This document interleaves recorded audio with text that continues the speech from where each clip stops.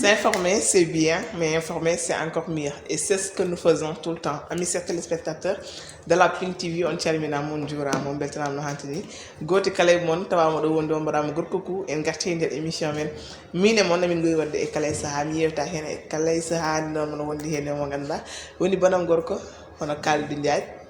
Pour le jontade acca non ɗon sohno Fa Ndiaye a salminama en calmini kala jeeɓowo Pindi TV to gonɗa eno gonirɗa a weltanama en calmini kadi dawoɓe ɗo e nder galle he guilo dow tan ha less en calmini kadi technicien ji men en calmini kadi invité ji men konngol arte yeeso ma ene wayno hande kami arduɓe e doole de eyyi hande ken arduɓe e doole ko an tan min tan an tan kono ɗo noon ko an tan min noon mo kaldanmo hannde holyor ko an tan ɗum noon ko ɗum tigi Boy Sow waɗi hannde grande marque mo ngannduɗaa hannde goto fof no yiɗi ɗum ɓornade hannde o yaade totti ɓe garde doole ñamtude émission mine moon eyyi vraiment ɓe mbaɗi ko waɗi fayida par ce que minen min cohli ko way ni te sinno ko sago amen ñande foof min keeɓa ɓe ngannduɗa ɓe gara ɓe mbaɗa amen sponsorisé oɗo marque kesso noon jaltuɗo biyeteɗo ko an tan ko an tan jagge e hen coode e hen ɓe mbaɗi noon ko waɗi fayida ko ngannduɗa yeeso ma en garto hen so Allahu lamdo ma waɗ amen rejoindre mi fin émission inchallah ɗum noon onon joom butigaji mawɗi ɗi onon joom prêt à porter ji foof gaare émission mine mono tawno onon cohla no fewi kono noon kaldu hannde émission men ko jolfir ko waɗan ala dawɗo sabu noon eyyi ɗum ko gonga mi hucciti mo jiɗmi fiide eyyi min nene boy mo keydunomi gaddanɗa tan par ce que o anda o warani comprendre guilanani mboɗo wuppimo nder tan mais boy mo keydunomi gaddanɗa kam hannde ɗum tawi hannde eɗen cikki ma émission o hannde est ce que min mbat people sa même ɗon people aji ɗiɗi tan puɗɗoɗen par ce que min mboɗo heññi ko an ɓe ka dañuroɗema ko probléme no famani kanko anda min komi jaaɗo lijjinmomi ha gandumomi mbaɗmomo e poche waɗan émission hannde yettota ɗum noon min tota invité men wawa salminde bandiraɓe vis à vis a salminama assalamu aleykum bandiraɓe fulɓe mi salmini onon foof donc ko weltare no fewi aussi artude en hannde tawterede émission o donc weltare aussi tawaɗo en kalidou e keeɓi ɗum yo min meeƴa e poos mais pour côté hannde ngannduɗa air sérieux o te a waɗani sérieux wa vraiment te ɗo mbadda kiliwaɗe aɗa ƴetto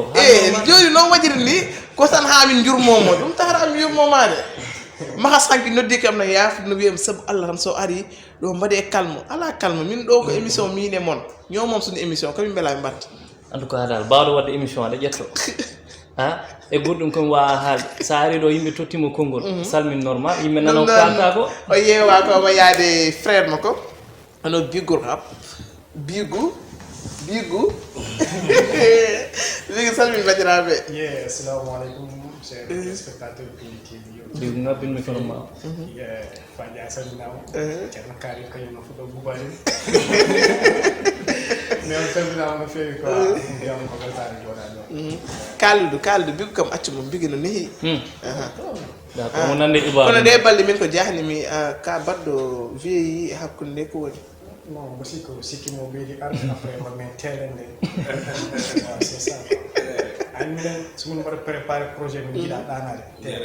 vis à vis win sa waɗi telende ɗan tam tigi hol baddamo accompagné hannde ko waɗi kam accompagné ne garata nde oui makas tan e wa soldat ji donc min ko kamɓe toppito sultan donc kamɓe gandi rokkuji kamɓe golon ɗum depuis début kamɓe toppito kala ko fewata donc ko kamɓe tan quoi ko kamɓe vraiment a haali tappen mawɗo on mahas en tout cas ɗum noon Kalidou a waɗat annonce tan min jaaha min gadda ko ganduɗa ko woni jongal o nadde people eɗen gandi émission o min goye wadde kadi saaha min e moon mamin mbat people min naate yewoyde invité o kadi min mbaɗa ko ganduɗa ko woni info musique min tellini ɗo kala ko ganduɗa woni info musique ha para haade min uddude so weeli jomiraɗo acca ko noon tigui ha Fa Ndiaye joni jeehen jeeɓen jingle men garten ƴeewen ko ɓuuri tengtude e ko gadduɗa hannde ko ɗum noon premier people aji men noon ko sunare musde jando e kala biyo mbimami kono jando e nder leydi sénégal jando kadi e gouvernement sénégal hono usare omo ganduɗa woni Ablaye Elimane Dia di kaladio Ablaye Elimane Dia mo ganduɗa ko kañum tigui noon woni maire mo Demet Ablaye Elimane Dia mo ganduɗa ene teske noon no fewi e social ɗi watta ɗi e darde mo koye foof e pulago ngo konko noon rutti e joni ko ñande jeudi 5 août hitande ɗo wonmin goni e lewru ndu woni ko ganduɗa noon ko sunare kala biyo mbimami kono en ji noon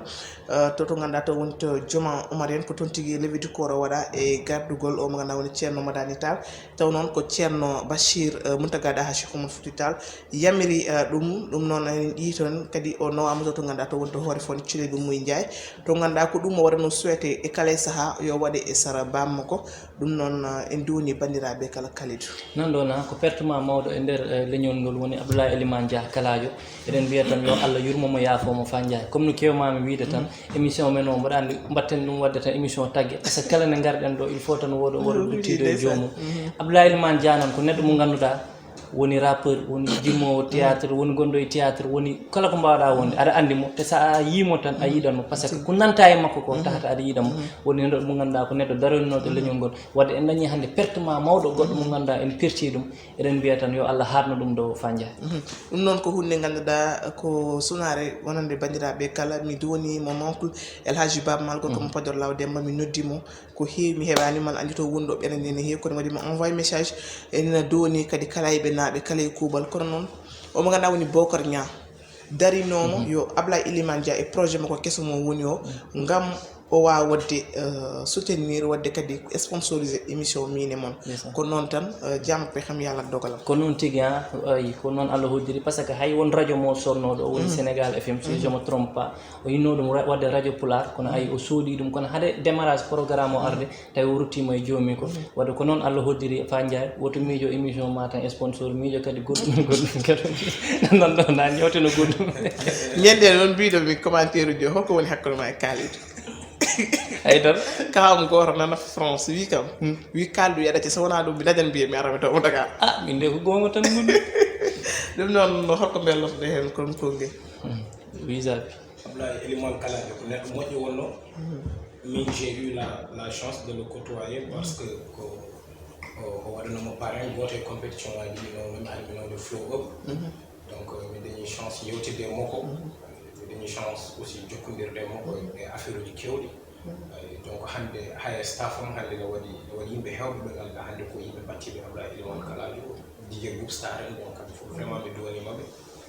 neɗɗo mo ganduɗa wonko wonno représenté ko heewi e leñol ngol ɗum ɗon ko guiɗimi so o andudemo baba men gayre law e haala kono min darde Ablaye Elimane Kalajo e leñol ngol donc haala min tout le temps ko waɗi nice hande Allah hoddiri ko heewi donc yo Allah yurmomo yaafomo yo tunon foftorde mo leydi ɓuɓoye dow mo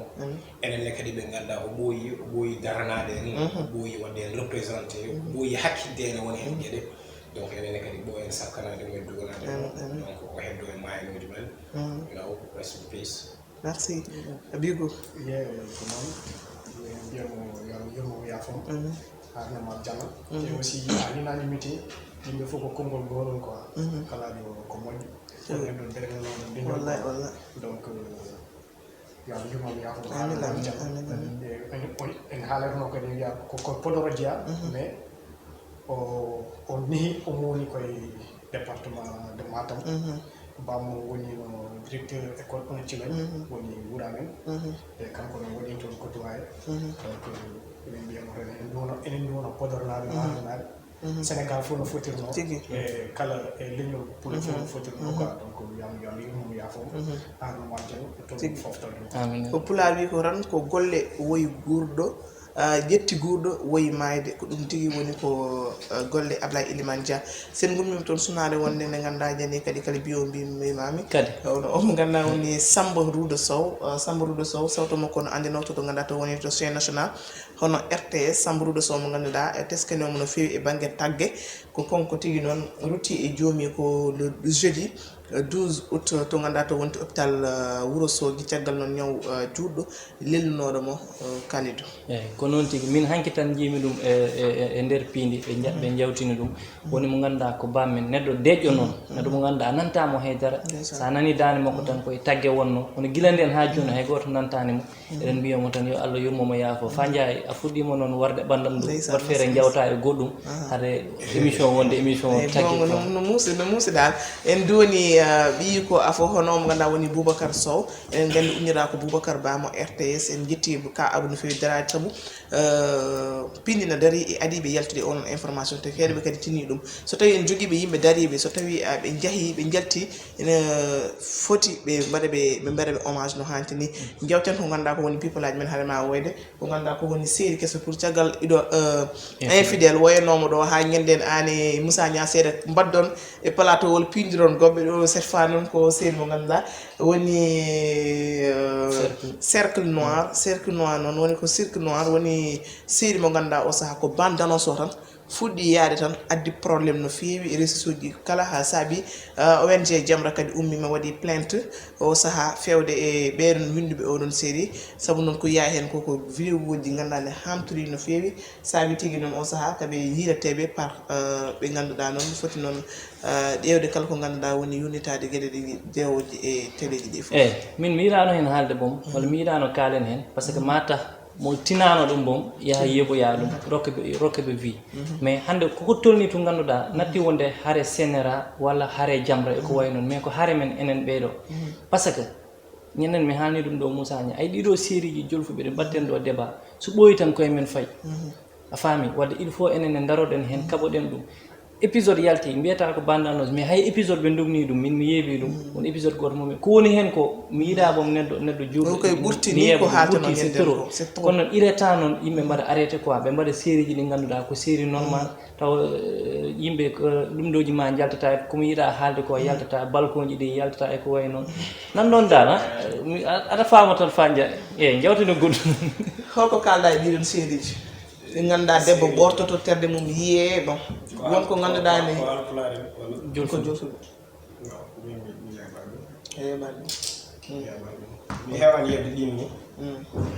mais est ce que aɗa waɗno encouragé non je n'encourage pas parce que soɗa ayi hande par exemple joni mi heewani yebde ɗum par ce que comme genre série infidèle mo haali ɗo en wonno mi heeɓino hen dañde écho ji mais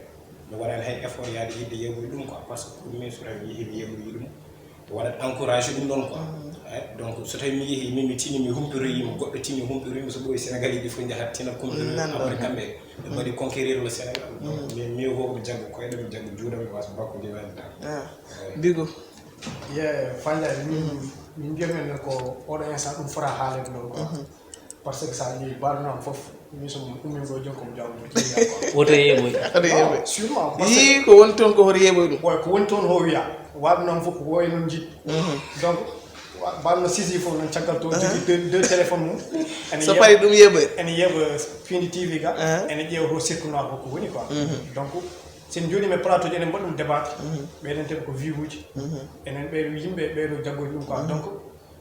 en potani haalde ɗum quoi poɗen tan ko deƴƴude wasa mawnude ganden ɗum ɗon ce n'est pas encouragé quoi tigi ɗum noon haare nde ko haare ONG Jamra e kala leydi Sénégal naaɓe kala kuuba saabu noon kalliɗo ko ganduɗa ko fewani ko mbimi ñanden ko tan salle goto yimɓe heeɓe jooɗo no jeebɗa won hen série ji taw noon jooɗani wona ko ganduɗa hande diine men no hokki amen nu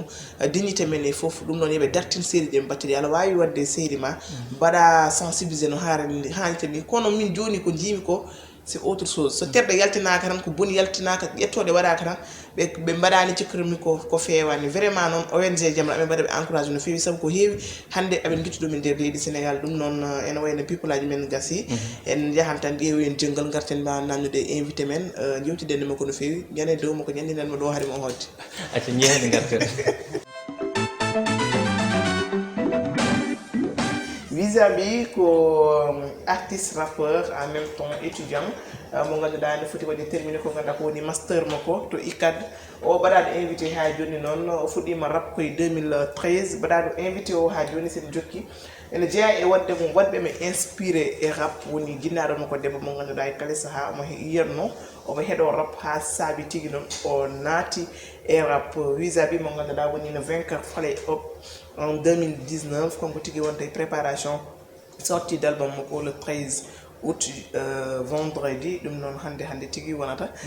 konko min kutidiri hande kono yeewa hen o yaade mo ganduɗa woni frère makko hono bigo mo ganduɗa o wi ko min gara hen son oɗon mo ganduɗa machallah o ɗino bose partout hono noon ko ala kawora lawol holto kettuɗa visa ko mbiɗa holto kettuɗa bon to kennomi ɗo henna tan to kennomi ɗo hen tan ko ɗon kenmi hen en tout cas ko weltare no fewi ça fait du bien artuɗo henno kono mbirumi ɗum nane ni aɗana haala projet mo jaltintumi par ce que mbeɗa mi waɗat hen pousse directement rek guiɗa kaaliɗo par ce que mi fuɗɗima fiide ñaggal donc nan ɗon donc mboɗo sikki sohlani keɗen ɓenna e présentation ji parce que en ndewino ɗo henno donc en kaalino ko heewi e min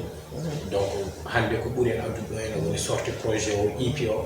par ce que ko hunde nde ganduɗa sénégalais ji ɓooyi fadde ɗum e ɓiɓɓe fulɓe ɓiɓɓe sénégalais ji fof a faami ɓooyi fadde ɗum hankkadi en jettima hen donc vendredi le 13 août donc yaltara donc waɗama énergie waɗama guelli waɗama temps tottama haqqi mum ha timmi et je pense que ma won affaire goto mo ganduɗa so tawi yaltima ma fuɗɗi ma kiifi no fewi quoi mais en jii e ko ganduɗa ko woni Kalidou sorti album min kalde joni o woni ko ganduɗa ko woni Thiarika avec 12 titres kono en jii e ko ganduɗa ko woni Thiarika VIP Thiarika Gold Thiarikaji ne kewi pourquoi Thiarikaji ɗiɗo foof bon parce que ko staff o miijori ɗum noon kadi ko noon aɗa defa musique waɗa ɗum ko moyen depuis quelque temps mboɗo e production he mboɗo jaltina vidéo ji mboɗo jaltina sound uji donc ɗum ɗo fof waɗa ɗum ko moyen amine dow ɗum donc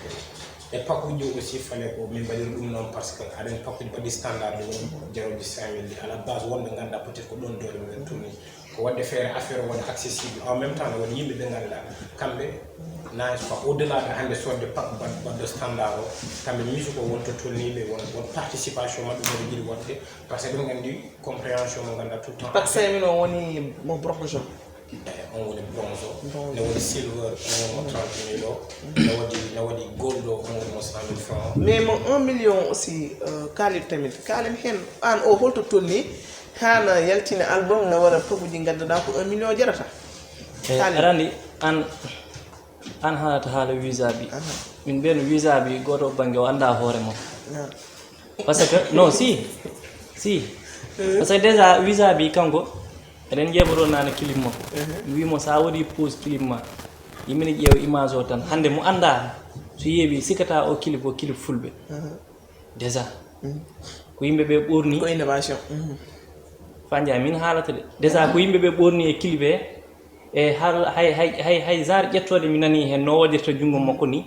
nan mi hollimo wimo ɗum ko ƴettode ɗum ni haala parani aɗa waɗa album mo ganduɗa no waɗi paquet ji mo ganduɗa no waɗi 1 million 1 million 30 000 5 000 100 000 déjà vis-à-vis an anda hoore ma par ce que clip ma oɗo mo mbadda tolni ko 22 000 vues somi juumani clip ma mo jeeɗiɗen nane o yettaki taw hay 100 000 vues ka hoto lawol 30 et quelque somi suwani yettaki dal 100 000 vues gonga walla wona gonga kono sa waɗiri yimɓeɓe mbaɗanimo suivre yon sa yaltini ɗon album mo ganduɗa mbiɗa a yeyata hen no woodi mo ganduɗa hay 1 million jarta haalal yimɓe to pawɗa ɗum vis-à-vis et n'oublie pas aussi konko wonno vainqueur Fallay Up ko ganduɗa biyowo mbima meeɗa ɓettude nder won sukaɓe ganduɗa ɓe ganda oɗo miiɗi ƴettude Fallay Up mi anda motaki kala ganda on gaare jeeɓe émission mine moon hewɓe ganda ɗum quoi hande vis-à-vis hewɓe ganda ɗum peut être ɓe waddalno ɗum ɓe walla woɗɓe branché e rap tigui rigui gandi ɗum hay ko ɓuuri marsude e leñol ngol woni banggue bammalen e ko wayi noon ɓe jeeyata paquet 1 million visa neɗɗo fof kadi e vision mum parce que pour min neɗɗo fof e principe mum neɗɗo fof eto fuɗɗori donc min par exemple joni so tawi a dañi 100 000 vues walla ko vue uji contraire walla affaire uji mbaɗi noon ɗum ko principe ma par ce que an peut être ko noon yirta gueɗe ɗe mais peut être min mi yirta noon gueɗe ɗe quoi min komi artiste donc ko haqqilantagal mi ƴettanmi mboɗo waɗa ɗum exposé à travers bindulam à travers dal an so tawi par exemple joni an a calculɗa que ni ko million ngaji de vues uji walla 100 000 vues uji walla affaire uji mbaɗi noon ko ɗum noon tata pota tottude haqqe ma golle ma haqqe mum ha timmo min personnellement mi yirani ɗum noon non pas pota tottude haqqe ma mais aɗa andi neɗɗo yimɓe mbaɗata base hannde ɓiye clip carré o waɗi 1 million vie te vie ça veut dire ko yimɓe jeeɗi non hoto watton base par ce que parfois won clip aji jeltoji ganduɗa ala hay goto parole wadde important taw noon no heeɓa vie uji non a famani ko mbimami hande mbimami neɗɗo no andirte woni rapport e neɗɗo foof homme public hande koye vie uji ko ɓuuri hewde waɗete basé gande oɗo no waɗa à suivre gonga walla wona gonga mais c'est pas aussi fort c'est non no wat sese hande suivre neɗɗo koye vie uji hande tulli yimɓeɓe tolniɗo ko ɗon woni mbaɗa théâtre woni mbaɗa reggae ko wawi wonde koye vie uji ɓe mbiyata son carré o waɗi tant de vie kanko son uji makko walla kilibaji makko kewani vie ça veut dire que yimɓe mbaɗanimo suivre ah mais woɗoɓe suivre ɓe kañumenne mbawi jogade engagement parde pour 12 de affaire uji holɓen waɗoɓe suivre 20 000 personnes uji ɗi non ha 30 000 personnes 20 000 personnes ko mi tutuma yeru goto joni aɗana haalannoɗo ene haala série goto mo mbiɗa mi anda ko cirque wiyete wona affaire uji mbaɗi noon est ce que faami donc an koye holon théâtre goto mo meɗɗa joude par exemple min mi joué jeewo a joué jeewo ne waɗi nafoore jeewo eyyi no waɗi nafoore message uji baɗɗi forne nanne hen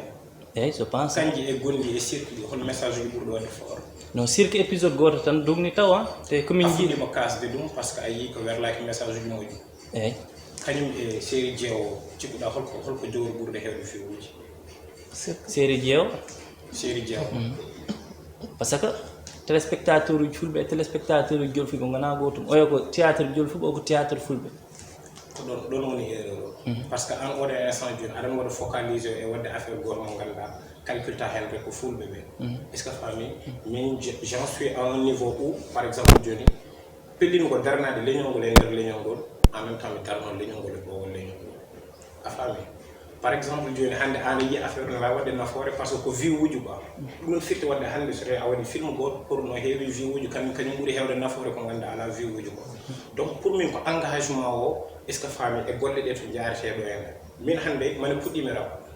2014 boyaki est ce que fami donc Fouta puɗɗorimi rap enen hande eɗen gandi toon audience men mbayi an hande a yahat wuuro moon feccere boyji par exemple joni ngala 10 heures e téléphone aji mumen est ce que fami min mi neɗɗo woni hen boyji amen wona hen vidéo goto ɓe mbiɗo faɗa ha minuit walla ɓe mbiya kam wat téléchargé vidéo nelɗa kam par ce que YouTube ne teddi par ce que environnement social o way noon quoi noon en guurka men wawa jiiɗude yimɓe ɓe ganduɗa kamɓe hannde koye capital uji ɓe poli ɗon audience maɓɓe ɓuuri wadde ɓuuri jottade kamɓe hannde ɓe jogui capacité tout le temps wonde e réseau ji gueɗe mbaɗe noon quoi ɗum noon jekken Bigou hannde ko ganduɗa ko woni ko watte préparé ko woni album o ɗum saabi ɓurɗen ɗo jooɗade holko woni hen darde mon te aussi so mboɗo wawi artude ko kalit haalono e awa artu he woni kalit nan ko haalde view ji o quoi par ce que hay ɗum ɗo ko kalɗa ɗo view ji wona tan aɗa jaare 20 000 vues o ganna yaari 1 million de vues kam ɓuuri wadde suivre waɗede suivre par ce que hay technologie en waɗi ko gandanɗa hoorema a naata jeeɓa YouTube guitta on onglet mbaɗa ɗum fermé natta wonto vue goɗɗo quoi wona neɗɗo goto o donc hoɗen juge ɗon quoi fat 1 million et 20 000 vues ɗi goto ne wawi yaltene mbiye kañum en ƴetti engagement wadde accompagné visa bi on kanani visa bi hoore mum 1 million kam e rap pat 1 million tawa ko cotteɗo ɗum ala ɗo joni emin gandi so dañta client conférence de presse o waɗama ha client kam o dañta client kam o dañta so waɗi coddo pat 1 million kolle kam joni kalde so tawi conférence de presse o waɗama ha paari album o yalti joni yimɓe ƴeewa no foti yimɓe cotto ɗum dans après ma artu ɗo ko wona ɗum tan ko jokkitim ko jokki ɗum ɗo ma hay artude question ɗo carika album pré album nan yalta wiye carika yimɓe ne mbiya ɗum en français divers liggey o waɗama hen quoi ɓooyi liggede noon guila hen mana ganduɗa hoorema guila folo up nawa ha hande nani hen liggey donc affaire o ɗum foti yaltude 13 août pour te dire que projet jogi de niveau projet jogi de niveau te wala harba bindu quoi ay ceri ko fal daga yaara ni ceri ko ber lugo hen affaire gor ko ganda min barade sore neddo sori 1 million nim sara min o afamande min je suis très talentueux je sais what say no what say no what say mi halani bange talama min e ceerno modi idima do wadde what say rek min e ceerno modi idima do wadde félicité en gandondirani émission amen gandal ceerno modi min meeɗani haalde haala rab mais koye jolfuɓe jiimi e journal eɓe kaala haala ma Douta Seck nde ƴettuɗa affaire o min manma félicité a anda hoorema o ça ne veut pas dire que a wawa rab mi haaldani on banggue de a anda hoorema woni sa andino hoorema tummini o tonni tuñol ngol tonni a haalta ɗo pak mo ganduɗa jarata hay 100 000 saka 1 million on banggue kaldiranmi a yaw leñol ngol non pas yawde leñol ngol mais ko andude leñol ngol non attends adande holle leñol wona leñol fof ganda non attends mais so tawi andi leñol ngol aɗa foti andude leñol ngol wonɓe ganduɗa hande wonde pulamo tonni ɗumen kañumen e pari pour wadde dépensé 1 million pour wadde ɗumen album wonɓe ganduɗa soɓe melama ɓe jalta joni min so welama mi yalta joni mi wiya mi waɗat grand théâtre entrée 150 000 kono ɓe mbi yitere rondota kono en anda ko hoore hattane mais noon est ce que kalda min pota wadde osé min mbaɗa audacieux min mbawa wadde par ce que hande ene waɗirat hande comme hande halpureɓe woɗoɓe hande émission rewɓe mbaɗa comme abima mbaɗmi o jooɗo gon hen à l'aise mais j'en suis fier mbaɗmi ɗum fandiaye anani neɗɗo waɗan osé min adi wonde halpular gaƴiɗo wadde people en pular te hande waɗi avancé ene won wadde commande prix golluji mumen à 100 000 francs te c'était pas évident est-ce que fabi wat sese visa bi wat sese adal ko jol fu ɓe mbiyata ko tojo fen manam a waɗani ɗo hande ko ganduɗa no sika ko maçon wat non car rappeur non attends car rappeur aɗa wawi bien yiɓe yew min mboɗo jogui ɓe ganduɗa ko visa bi tan ɓe kalnatami c'est vrai no woodi mais hande a fonno wadde album mo ganduɗa peut être hay sino ko 10 000 sah walla ko way noon mais hande 1 million imagine toi mais cerkale qu'on se dise la vérité mbiɗa tojul fen concours de rap mo ganduɗa hoorema ɓurɗo mawnude wona e sénégal afrique de l'ouest waɗa nawa ɗum gara poule quart de final jatta p poule ma premier poule ma demi final premier poule ma final gara yimɓe à l'unanimité hay goto joni min mi faami ko tawi biguram ari ɗo biguram ari ɗo ko walludemo pour harande aɗan deebi o visa wi winoma kala ko ganduɗa mo andem ɗum ɗon donc nan ɗon quoi par ce que min mboɗo ɗum ɗo ligguey o nan ɗon ɗum noon le plus grand concours mbiɗa concours joni nan jawke setan kaali wona woni premier album ma kalɗa ko offre tojul fen o no foti album o woni EPM gadiɗo o woni EP ma gaɗiɗo aɗan doora yaltinde deuxième projet ko on ɗon banggue kaaldira manam banggue image e banggue no foti duuɓi mboɗo yaltina mboɗo rokkira ɗum gratuitement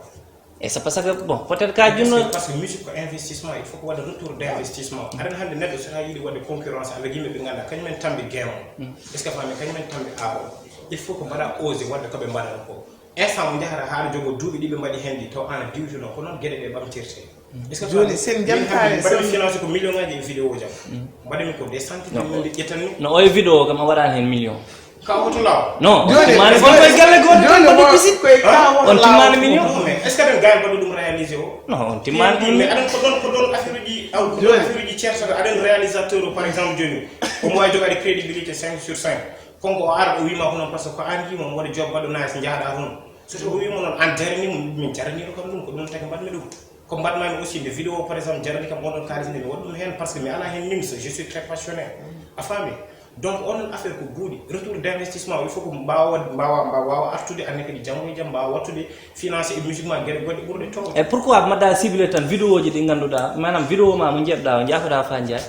manam mi haalnima ɗum nane jeyata hen ko sukaɓe rewɓe ganduɗa koɓe ɓorni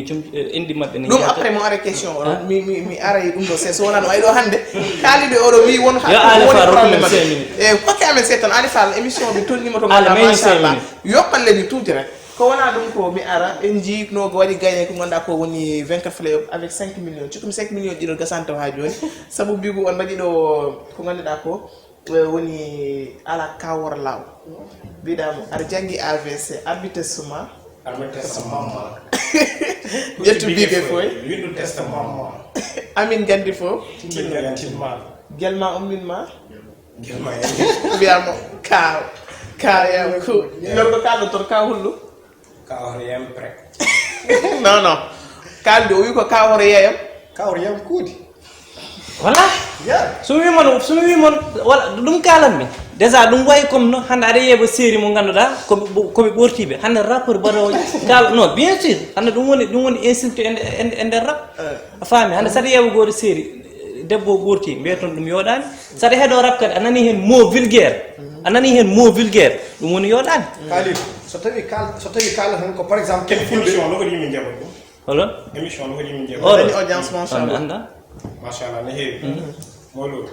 an sahaji so ɗaɗa yaha bawmuga bon heewat ɓura tubawa bone min par ce que feeling jarata hen non est ce que wami so ɗaɗa yaha mawlude des fois mboɗo yima vraiment aɗa wona laafaji bawi ye fulɓe zone fulɓe yomba caya eyyi mi welto hen quoi hande a ɓornaki ɗum ko ɗum ɓornda par ce que ɗum waɗa feel des fois joɗon instant goto mo ganduɗa an aɗa andi ɗo koye mawɓe kaldata des fois tu fais une musique pour la jeunesse min mi waɗa musique goto pour yimɓe fof mbawa yitade en koye mumen est ce que fami donc affaire uji mbawa ɗum rokkude dole ko par exemple joni temps mo ƴetto toon pour rokkude pour par exemple joni haalde ɗin ɗon affaire uji o il faut que également yimɓe ne ƴetta ɗum pour ƴewde sound uji baɗɗi spirituel ɗi kadi ƴeewa uddide sound uji après nden mbawata famde kadi min mi waɗi sound goto no wiye elle allah ala sound baɗɗo spirituel est ce que fami mi waɗi sound goto no wiye ala accu ay ko sound uji ganduɗa ko mawɓe mbawi heɗat ɗum mais j'ai envie également de faire son goto mo ganduɗa joni so yiɓe ɗum ɗo parce que min ne kadi mo jogui public goto mo ganduɗa ko jeune et merci Bigou pourquoi ala kawor lawo ani visa ye e ƴettoje ɗe kadi e ni ɗum kadi ko ƴettoɗe te ɓe mbaɗi ni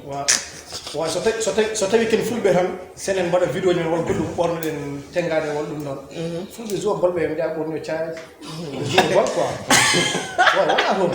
wona toon quoi par ce que ana ɗo ka kulla tan woni décidé ala kawa hoto law kono mi wonani clip e ko émission gonɗa émission gonɗa aɗen fiya ay onon noon keɓe ballete ɗon kalen gong noon songuji moon kewɗi on ƴettoto holton hen holo so kewɗeɗa oɗo haaldema tumi elle ala ene waɗi vidéo nane youtube ɗum ko haala elle allah ala heɗa ha ça veut dire quoi ça non attends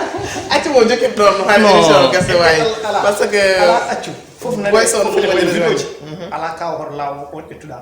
ko mbatmami sakiri yaltude ko min gare ɗum ko mbatmama heeɓi are ɗum ɗo ya ala kawa hoto law wonno ko projet mo ganduɗa hoorema kanko wonno projet pour no son e clip guideroɗe yaltude après follow up ndemin nayi follow up quoi c'est ko ɗum noon visa mais ala kawor law kono ƴettuɓe tan mbaɗɗon ala kawor law mais ko classe mo mbaɗɗon e ennemi e ɗum ɗo waji mon ji te ala classe mawɗo mbaɗɗon toon classe mawɗo paroraji so tawi ala heeɗo rap on wona noon kala par ce que on bindi ɗum ɓe mbaɗɗon classe ɓe man andiɓe no feewi aɗa andi ɓe eyi a wawa wadde cité so tawi kay woni rapport o mbaɗɗoɗa o mbaɗɗamo classé son o hande mbeɗeɗa ko konko guindeɗa ala ka wota law yo yimɓe kaldu gonga haala wona gon jatto ɗon pira nene ɗum non c'est juste que projet mo ganduɗa hoorema kañum wonno après follow up te visa bi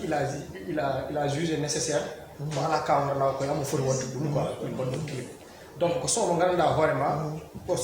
son fun quoi ye wona ñir tan visa bi wonno koye wattade min mboɗon fuur o noddem téléphone o yom boy min kalama aussi ala ka hoto law pourtant wawi wadde sonde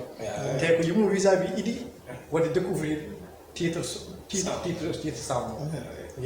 ñummamon ko nandite mi andi ko raptano heeto maire o de il faut mbaɗa mbaɗo évité te ko projet kadi ala ka wor law te ko projet bonɗo mais surtout noon kadi gueɗe gonguel ngel président gueɗe wiigo maire ngel c' est à dire aɗa mi juulima tan juuɗe mi yaltinano hay hunde ay quand le chat n'est pas là les souris dansent rap gang o ɗo ko woni leader mum ko min joni holɓe goni suuriji ɗi ko min woni misto ɓurɗo wawde rap e ɓurɓe wawde rap ɓurɗo ɗum wawde rap min ɓurɗum wawde rap te fotɓe kalɗo haale ɗum a faami te aɗa yaara e 22000 vies par ce que wona view uji non si yafitaka rap ci 22000 vies nga toll non kalden gonga ndew momon ma fi gën a siiw non waxuma lay gën a siiw mi yanima min ɓuuri ɓayde mbiyama min ɓuuri wa rap wadde yeɓoɓe ɓe fof ɓe ganda rap yeɓoɓe ɓe ganda rap yeɓoɓe ɓe mais pourquoi ɓe ganda kam non attends gandino mais xama guñmo fandia addu sponsor men o daro wona ɗum ko mbanmami woni dernier clip mo jaltinɗa o mo ganduɗa en jii hen parole en nani hen parole aji kewɗi ha mbiɗa won mais an kawonma so view jam yettimi 39000 kay hoore woddani dande eɗo won to kalta e parole uji ma ɗi mbiɗa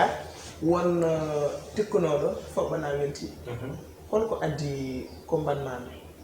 combattement donc ko inspiration ummi juste koye no yimɓe guurirta e ménage uji mumen ni